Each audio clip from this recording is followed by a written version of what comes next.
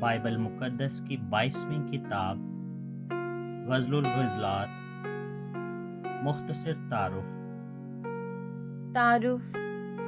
غزل الغزلات عشقیہ نظموں کا مجموعہ ہے۔